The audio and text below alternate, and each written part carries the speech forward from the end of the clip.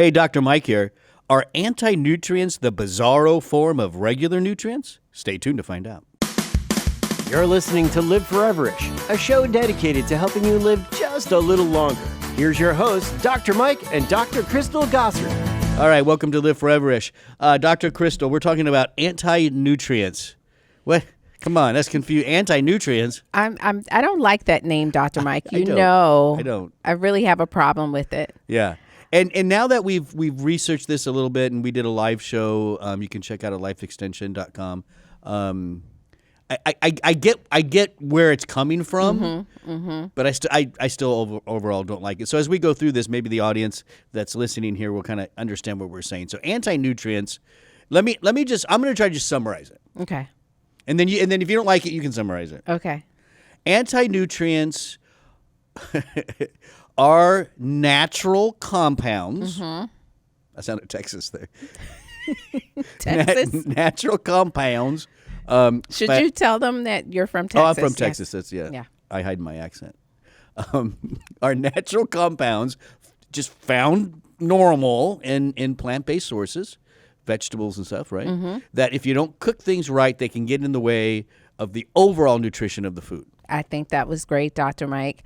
And what's unfortunate about this whole thing and why we're talking about it is if you were to Google things like nuts, beans, legumes, that you're seeing this anti-nutrients term all over the place, like with popping up when you're doing certain this. people saying you need to avoid these foods. No, see, we're not. That's not what this show's about. No, and so we're clearing it up once and for all, Dr. Mike. Yeah. We're going to overall say, we're going to look at, the top six? Or six most common, whatever, anti-nutrients. And our goal is not to say don't eat these food sources because they're all wonderful. The goal is let's show you how maybe to cook it, prepare it so that you can eat it. Right. That's what we're going to do. So let's just dive right into this. Again, 6 common anti-nutrients trending on Google. The first one has to do with your thyroid gland, right? Yes, and they are called goitrogens. Goitrogens. Hannah, you want to say it? This has reached the conventional community as well as the more alternative integrative health community. It comes across my way more often. People with thyroid issues, and we know lots of people are dealing with thyroid, more of the subclinical. They don't even know it. Thyroid concerns, right? Or they actually have been diagnosed with hypothyroidism, and they are being told sometimes by their nutritionist to avoid cruciferous vegetables, which is one of the which is crazy, right? Because cruciferous vegetables, one of the most nutrition classes of vegetables you can eat, period. Right, and those are things like, we can do a roundup here: kale, cabbage, broccoli, cauliflower. You're going too fast. Sorry, Brussels sprouts.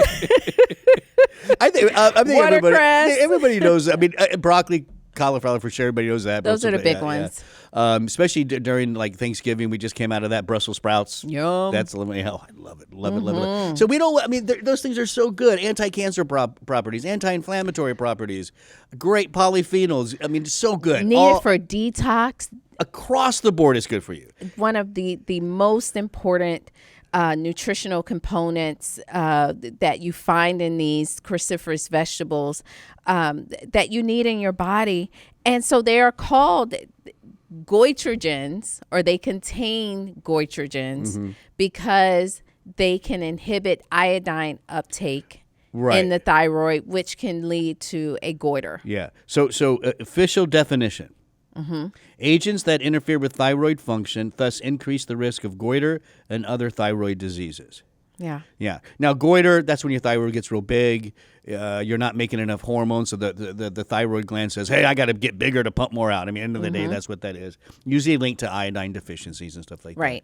And so the answer for a lot of nutrition is, for people with thyroid, we don't eat cruciferous vegetables. No. No. You would never recommend that. I would never. I would suggest, number one, make sure you are receiving adequate amounts of iodine. Number one, right there. Yeah. Number one. Even if it has to be a supplement. Thank you. Even if it has to be a supplement, you can't depend on iodized salt. We know that. Oh, that's good. That's just good for like put it on snow and ice so you don't slip. It's really not. Well, I don't know about that. I live in Florida, but I do too. But we know that first of all, the amount of salt you would have to consume to get that iodine. So then the other thing is maybe get more seaweed in your diet, more kelp, more seafood, a couple times a week, some shrimp. That's going to give you iodine. And if you do truly have a thyroid issue, make sure you are cooking your cruciferous vegetables. Yeah, avoid the raw thing, right? I know with the raw diet people, raw broccoli is huge, raw cauliflower, all of these things we've mentioned are huge raw. Probably not your best bet. Right. Go ahead and cook it, right? Go ahead and cook it. Make sure you get enough iodine. Eat your cruciferous vegetables. That's anti-nutrient number 1, the Goitrogens. Let's go to number 2, lectins. Now, lectins we've talked about. Lectins have been all over the place for a long time. Basically, these are a family of proteins that can bind carbohydrates, and ultimately what could happen is cause some GI stomach stuff, right? Right. Increased intestinal permeability, potentially inflammation, overactivation of the immune system. Those are kind of the key central areas of focus that people who are saying eliminate the lectins. Yeah. That's what they're dealing with. And Dr. Mike, this is one I have to say I kind of can get on board with. The more I look into it, the more I say, okay, these lectins, there may be something to it. I have a colleague that they've removed lectins. They feel like you told me that before. Yeah, they feel so much better with just their overall like allergies and just their overall inflammation. Okay, but when you look at the sources of lectins, though, this is it's tough, right? Legumes, just as great as cruciferous vegetables. Yes, that's most of your beans and stuff like that. Seeds, nuts, lots of fruits. I mean, you're talking about eliminating a lot of good stuff. Yes, which can be very challenging when you're trying to plan a dinner party with your friends that's trying to avoid lectins. But the easy part with that is to make sure this is one case, Dr. Mike, where canned beans win. Okay, I can see that because one of the things you taught me was to avoid lectins like in beans is you got to soak it really well and not like that 15-minute soak.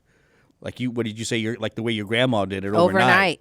Yeah. Overnight soak. And people aren't doing that. People aren't doing that. So yeah, and unfortunately it's the people, maybe they're trying to be a little bit healthier, avoiding the canned version. So they're buying the fresh kidney beans. Maybe they want to make a chili. You have to cook those, soak them, and then cook them really well. Yeah. The pressure cooker is a great cooking technique to help to get rid of the lectins. Yeah, I say go fresh and just soak overnight.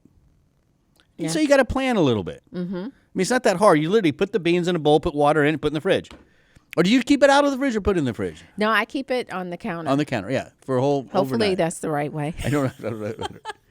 Maybe someone can look that up. I don't know. That's how my mom, my grandma, my aunts. That's how we do it. We just keep them on the counter. I don't remember in that. The water. My grandma did soak. She was. I mean, that from the old country. They didn't have canned. Everything was fresh. Imagine that, and they lived long. I'm not to say cans are always bad. I'm not saying that, but I don't know how she soaked, but she did soak. Yes. So the best way to handle this, again, and you're saying for certain people that are really sensitive, maybe that is best to avoid. That's fine. But for the vast majority of people, just soaking, cooking properly, especially the beans, cooking them down, should be okay. Yes. All right, let's go on to number 3, phytates. Yes. Or phytates. How do you say it? Phytates. I say phytates. I agree. We win. Yay. These are also found in legumes. So, and I would note this includes peanuts, cereal grains, the outer layer.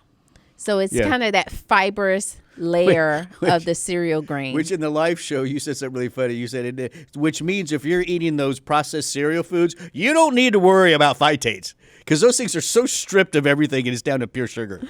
Exactly. But they're also found in quinoa, nuts, seeds, and they may inhibit proper absorption of minerals, in particular zinc. Yeah, zinc. This is a problem, Dr. Mike, in developing countries where they rely on grains and legumes. This is the main staple. It's the main staple. Yeah, yep, for sure. And so in those individuals, you kind of do have to take a step back to make sure they're cooking it properly and you are cooking it properly. Yeah.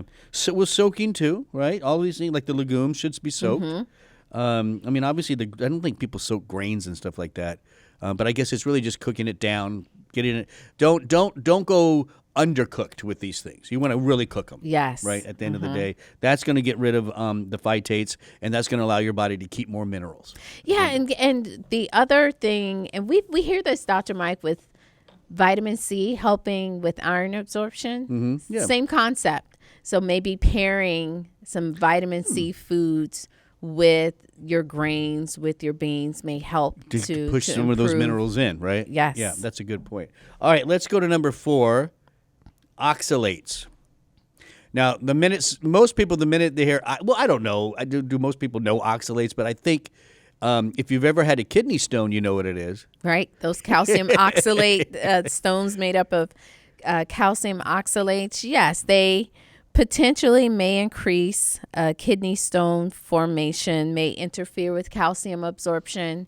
You hear this. We talked about this, Dr. Mike, on our show with calcium, right? And we talked about calcium and the food forms of calcium, plant-based forms of calcium versus the calcium that you may find just like your regular old rock. Yeah, we did. Calcium from the sea. Yeah. And like the idea that maybe there are these components in the food forms of calcium that may inhibit some of the absorption. So now it's oxalates are one of those. Full circle. Yeah, just real quick for the audience. Oxalates are organic acids that form in soluble salts with minerals. So and when you see salt, all right there that tells you is oxalates are going to be able to take these minerals and bring them out of solution, out of the watery part of your body, and they become solid.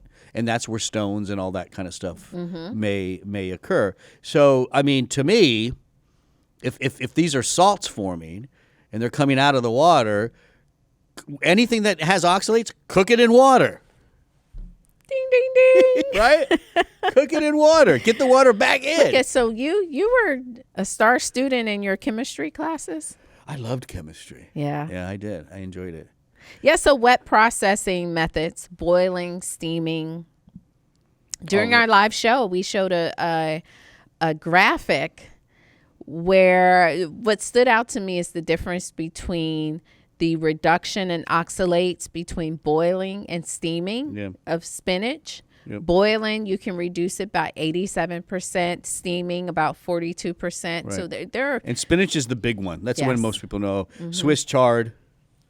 Right, beet greens, which we still don't know what beet greens are. I have some beet greens with me. What are they? They're here in the studio. The greens from the beets. It's like the sprouted part of it, right? Sprouted beet greens. So the beets are in the ground. They're a root vegetable, right? Yes. But yes, I get it now. Coming out of the ground are the leaves, the greens, and the beetroot. And then rhubarb, that's my grandma's big pie. Rhubarb pie from Greece.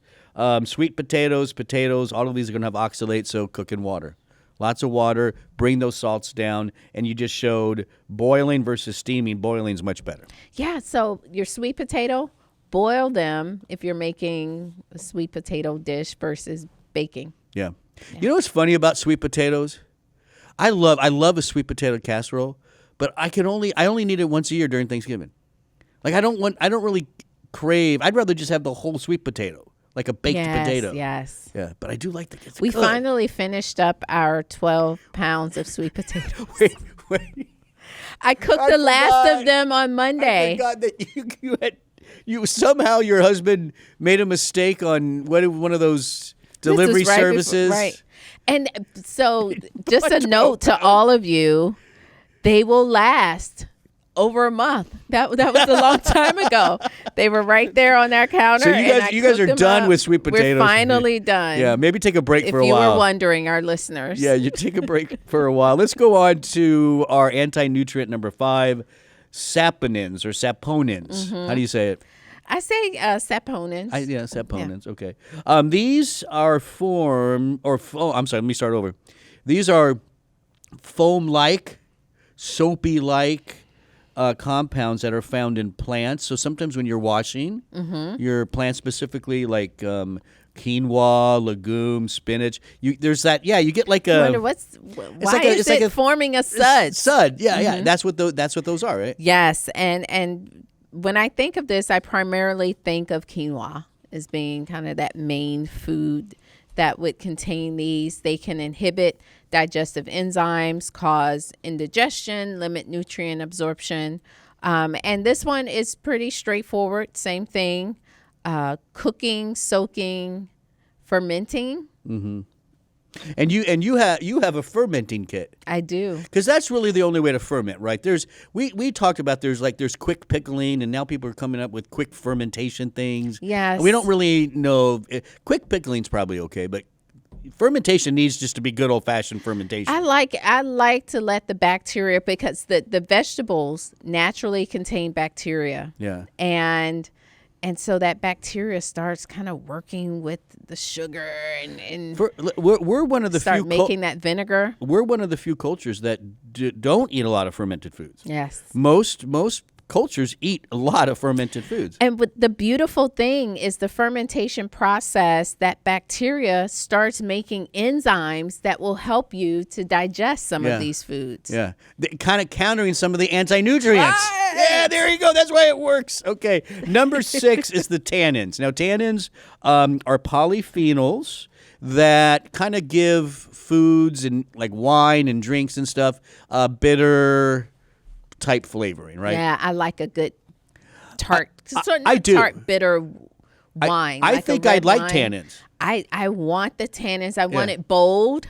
I think that's what. Yes, like if you're looking for a flavor, wine, I'd rather have that than sweet for sure on wine. Definitely. Yeah. So tannins. We just found in grapes, where you get wine, obviously, coffee, tea, chocolate, berries. I mean, they're found almost everywhere. Yes, responsible for those dark colors that you would see. They may decrease iron absorption and storage when consumed in isolation.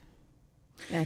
Okay, so meaning, what does that mean in isolation? Like, meaning if you're consuming concentrated sources, like let's say you have a tea. Do you know if you're steeping a tea, you're only supposed to steep it for a couple minutes, 2-3 minutes. Mm-hmm. Some people leave that tea bag in there for a long time. I leave it where I drink it. Right. You're not supposed to do that? No, that's why your tea is sometimes so bitter and strong. So some people like that. I do. But that's now you're getting a concentrated source of the tannins. And that may be interfering with my iron. Yes. Well, we don't want that. So you have the remedy, just kind of.